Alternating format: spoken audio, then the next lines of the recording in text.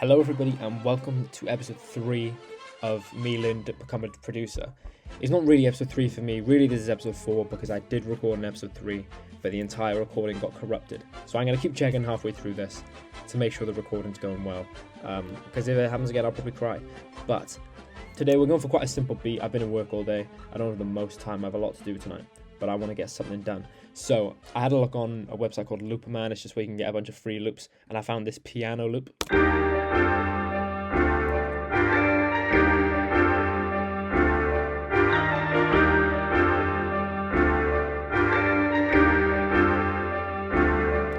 Quite a simple thing. It's 150 BPM, which is the BPM that I love working at the most. Or really anywhere between 135 and 160 is really a golden spot for me. First things first is we're going to start laying some drums down. So like I've said in previous videos, I'm just going to loop this and just keep listening to it over and over and we'll go through all my kicks and see what works. Okay, so I've been through and I've got what I've referred to in previous videos as the big three when it comes to drums, is the kick, snare and hat. At least that's my opinion. I've not heard anyone else say that, but that's what I refer to them as, the big three, because those are the three most important, most essential parts, and then all the other stuff is sort of just accents towards it.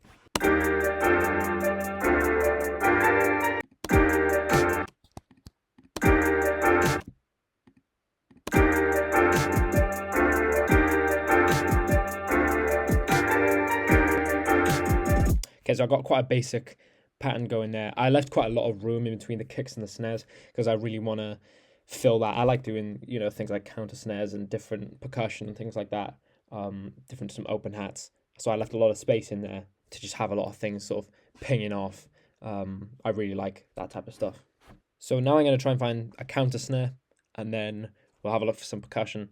Then we'll see what else sort of fits in there. Then we'll do 808s, then we'll do the hi-hat rolls, and then we'll see what else it needs after that.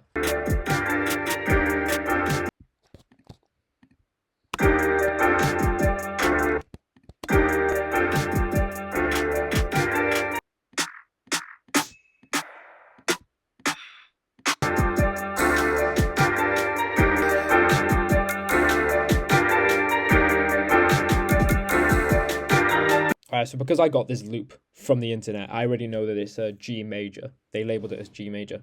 But a tip that I saw, to find, if you want to find the key of a sample or something, or if you don't know what the root note is, you can just put an 808 in. So I'll put one in here. And then you can hear it, but you can't really tell what's going on. So you can just put it up an octave or two. So like you can hear how that sounds in key, because I know it's a G. But if I put it on A, it's off. F, it's off, but G sounds correct. And then you can just put it down. Obviously, almost forgot. Turn on cut itself. Come into here. Attack all the way down. Hold all the way up. Decay down. Sustain down. Release down. Just means my keyboard's not plugged in. Just means it'll play for as long as we hold it, and then we take it off. It stops. So it doesn't get muddy. They don't play over each other.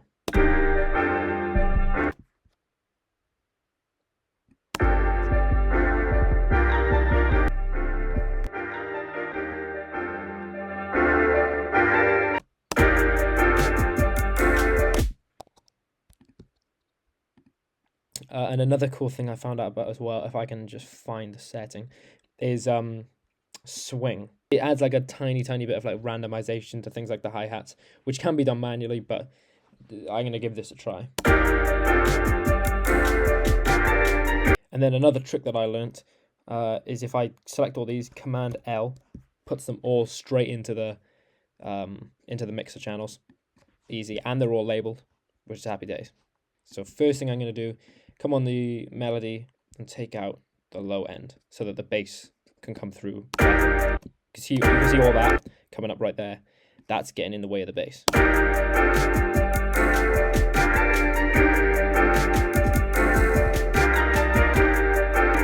Okay, we'll go with that.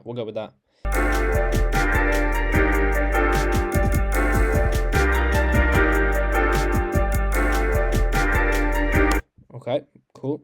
Let's just do some gain staging then with the drums.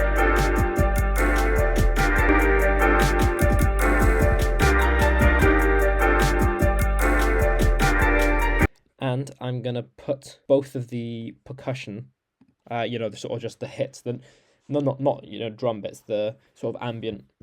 Is that the right word? Ambient percussion. I'm gonna put all those into a bus with some reverb on it.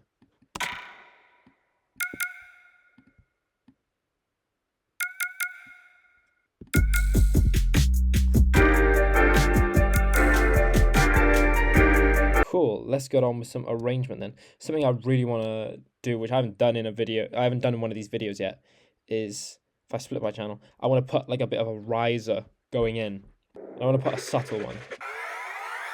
So let me send it to a mixer track. I'm going to put some reverb on it, and I'm going to make it a lot quieter. And that should make it sit in there nicely.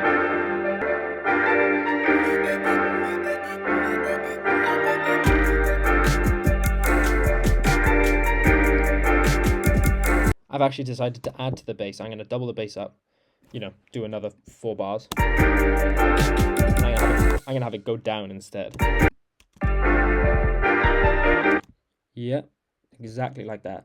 Okay, so now we can give it a quick listen before I do some proper arrangement. We've just got everything together now.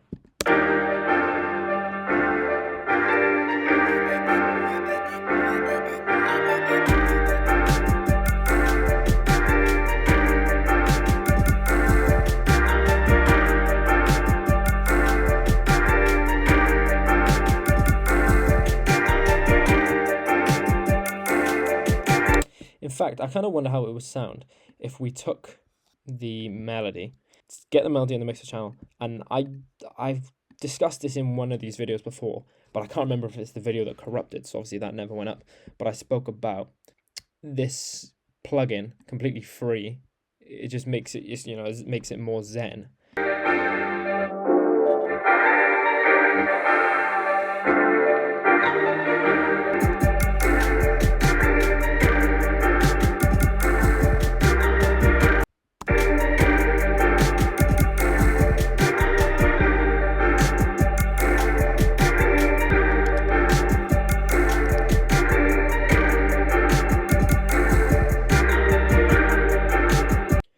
I did something quite cool with this I've never done before, is I was trying to figure out a new way to just have the beat end. And usually I have it either just all end at once, or I just have the drums end and then the melody play one more time. But with this, I sort of kept half of them. I kept the hi-hats going for an extra 4 beats. Same with these perks.